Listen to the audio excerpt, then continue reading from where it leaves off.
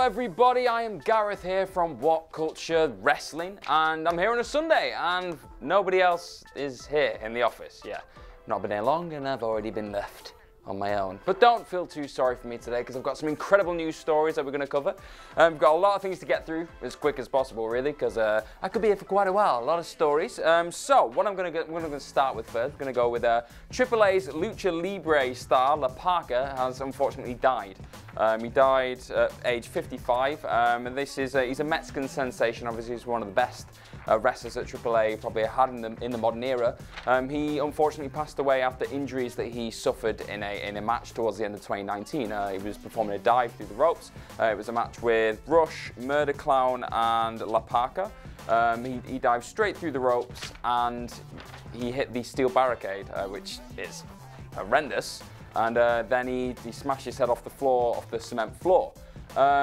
He then got rushed into hospital. He was paralysed instantly, and he was showing some signs of recovery, but then after a certain amount of time passed, it came out yesterday that he'd unfortunately passed in the night. AAA actually issued this statement regarding Parker's death last night. They said, Lucha Libre AAA Worldwide is in mourning today, January 11th, 2020, in his native home, Hermosillo, Sonora. Jesus Alfonso Escobarza Huerta, La Parka, passed away surrounded by his family and loved ones. In his possession is the Copa Triple Mania, the Copa Antonio Pina, the Mass of Cibernetico, Gigante Draco, Halcon Dorado Jr. and Muerte Cibernetica. If I butchered any of those names, I'm so sorry. As well as his top winner of the Rey de Reyes tournament prize as well. So he's obviously, you can see that he's quite a critically acclaimed, quite a decorated talent. He was. It's just a sad thing, really. You've seen a talented wrestler there taken away too soon because of the extremities of what this is. It's an entertaining physical sport, but at the end of the day, these guys and girls, they're risking their lives, and that's demonstrated here perfectly. But yeah, our thoughts and prayers are with the family of La Parka at this time. Right, the next story we have today is Allysin Kay and Chelsea Green have called out Tessa Blanchard for one of her tweets that she posted on. She posted on Twitter, obviously, last night. She posted, and I quote this tweet, she posted, "Hey women, try supporting one another. Cool things happen." So, bit to unpack with this tweet. Tessa Blanchard apparently has a bit of a history of being quite a bully, really, with a lot of different women through different promotions she's worked in. And Chelsea Green and Allysin Kay, they both came out and really rebuked that tweet. They were not happy with that tweet. They commented, Sienna, as she is quoted on Twitter as being, that is her name on Twitter, Allysin Kay, she said, "Remember when you spat in a black woman's face and called her the N-word in Japan? Was that you supporting women? The audacity of this tweet." Chelsea Green also then added, "You've consistently put down, bullied and belittled countless female co-workers, including me. Is that support?" So yeah, that tweet's kind of backfired pretty quickly. Yeah, from all accounts, but based on those tweets, based on those replies, Tessa Blanchard's a bit of a hypocrite, really, by coming out and saying we need to support each other and be all here for each other as a women's division across the world. And she's been a bit of a bully and a bit racist from all accounts as well. A couple of more people have come out on Twitter and kind of attacked Blanchard for that tweet. And she has come out and defended herself and said that all these accusations, these allegations are false. I'd never do anything like this. And she's refusing to take down the tweet as well, which is quite a kind of gutsy move. But yeah, it's just quite ugly, really. It's a bit of a toxic look behind the veil in terms of just the women's divisions across the world, really. If that is the kind of stuff that's been going down, Blanchard should probably not be posting tweets like that. Right, so our next story involves Luke Harper. Obviously, you may know by now that Luke Harper, he left WWE. He let his contract run down, and he did not choose to resign. He was released. Yeah, so he left, and apparently, the kind of word on the street was that a lot of the people inside WWE, a lot of the executives, were quite high on Luke Harper, and they thought he was quite good, and they thought there was potential for him to be quite a decent single star. But there was one person in particular who did not feel this same way. You want to know who that person was? It was Vince McMahon. I can't even say his name. The boss. He's going to fire me now. But yeah, he apparently wasn't massively high on Luke Harper. So yeah, that's coming according to Dave Meltzer, who's had one of his inside sources to speak about this.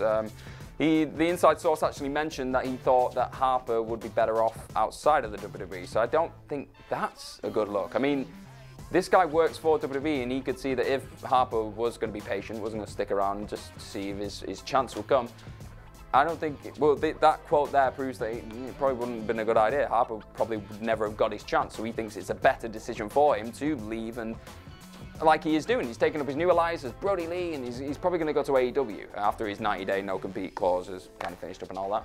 But it's just quite sad. I mean, Vince is the boss. Vince is the big boss, and you had such a good talent here, such a top-class, diverse, unique. Nobody else on that roster, I feel, right now, had what he had. He was such a big guy, he could move as well, and he had a distinct way of portraying his character, which nobody else was doing. Rowan had his own thing going on, and we see, well, that's going right now on Raw.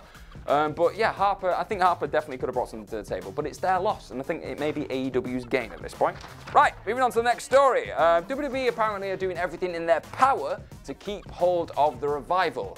Why wouldn't you? To be honest, they're probably one of the best tag teams in the world, if not the best, given the right matches and given the right platform to do so. But yeah, Fightful have reported that apparently WWE are offering the Revival a bigger contract, a better contract. They offered them last year, the rumor was that they offered them $550,000 each for the year to stay on and be a part of this incredibly creatively, awesome vehicle beast that WWE is right now. But yeah, by all accounts, I don't think money's the issue with the Revival right now. I think they know that they could get a decent kind of package with AEW. They could do that. That there is that competition now. I think the issue with the Revival is they feel like they're not being booked properly, which is probably right. Like that entire division, it's an afterthought because it's an afterthought to Vince. He doesn't care. He does not care about the division. They're probably looking over to AEW right now, seeing the fun that those guys are having and girls and everyone in that division right now. They've all got their own input on their characters, on where the division's heading. Like there seems, yeah, some things feel like they're happening week to week, which is what happens in pretty much any promotion really. Sometimes you have to put things on the fly, it's just life. But overall, I think there is mostly a kind of overall general clear direction for each division, and the tag team division has looked pretty spectacular in AEW. So yeah, judging on what the Revival are being put into right now creatively, they've just been brought into SmackDown. They're already on SmackDown, but they've just been brought into King Corbin's Crown Court thing, which I can't see them enjoying that. They were talking about being the best tag team in the world the other week, and now they're part of the court thing. I don't think that's going to satisfy him creatively. So I don't be surprised if they're gone by the end of the year, that's all I'll say. And our next story involves Dwayne Johnson, The Rock. Finally, he's coming back to the silver screen. He's just announced, well, NBC have just announced that they're going into partnership with 7 Bucks Productions, which is the production company that The Rock owns, to bring us a Young Rock program. It's going to be a comedy show. It's a single-camera comedy show, and it's going to document the life of The Rock from his younger days up until the megastar, epic, global sensation days that we're experiencing now currently. It's probably a good idea. The Rock's actually been announced that he's going to be in it. He's going to be in it every single episode, which is quite a coup for NBC. That's probably the biggest movie star on the planet in every single episode. It's probably going to fill the void that's been missing since he left Ballers. Ballers is finished now. That was quite successful. It was, I think, it was the highest rated HBO comedy, half-an-hour comedy. Something quite, yeah. He did well, he did really well. He's also going to return for the Titan Games. He's going to return as the host. That's kind of his baby, his love child, the reality TV show, which involves people from around the world, around America specifically, competing in physical challenges, physical and mental challenges, epic ones of epic scale, for the title of becoming a Titan. So that looks quite cool. He's coming back for that. And if you may have, just seen him passing, he's also in a little film called Jumanji 2, which is doing quite well as well. So The Rock's doing all right. He's a busy guy, but he's about to get a lot busier. Okay, so next story is all about the SmackDown ratings. SmackDown's ratings, wait for it, shock, massive twist in the story. SmackDown's ratings have actually gone up. I know, who would have thought it? Who'd have thought that a guy with a cake and more roll-ups and a rabbit pretty much being decapitated would have got more viewers in, but it did. It went up, actually. It went up. Well, the actual average for the The show, according to Showbuzz Daily, was an average of 2.503 million viewers. They tuned in for last night's episode of SmackDown, and that was a rise of 3.7% from the week before, which is it's not too bad. Again, it's not quite close to the 4 million that Vince McMahon promised Fox, really. But it's an improvement, I guess. But I'm worried because maybe that now means that Vince McMahon's going to think that we want to see more of Otis doing that weird tongue thing that he did. And that nobody wants to see that, Vince. Unless you do, you like that, you do you. But yeah, the show also scored 8th overall on the night, which is not too bad. It was going up against the likes of Magnum PI and Hawaii 5-0. Yeah, it was an improvement, I guess, but SmackDown's just fallen off the rails, isn't it, since it's gone to Fox? I mean, it's become Raw, and Raw, it's very odd what's happened. Raw's become SmackDown, SmackDown's become Raw in terms of quality, and I don't know. It could save itself. We were just about to come into WrestleMania season. Anything can happen, which is the joy of WrestleMania season, obviously. And the big stars are probably going to get pulled out, and they're probably all going to go on to SmackDown because SmackDown's a new A show. So maybe we may reach the promised land of 4 million by WrestleMania. Don't get your hopes up. So we have got our finally, I've never done that before, so hey, that's first time I've done that. And finally, we've got Edge. He's coming back. Yeah, I know. That's probably the first you've heard of it. No, really? No, Edge is apparently coming back.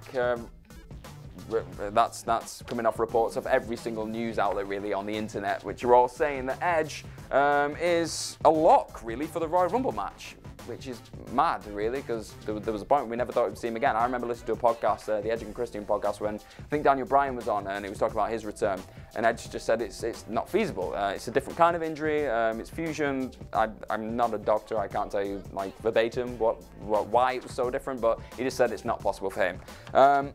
But yeah, apparently he's a lock. But Edge has come out and said that it's not medically possible still. He said that recently. But is he just working us? He's a veteran of the game. He loves it. He absolutely loves it. Loves playing the crowd, loves everything else. Like we saw him recently when was it Seth was having a go at Edge.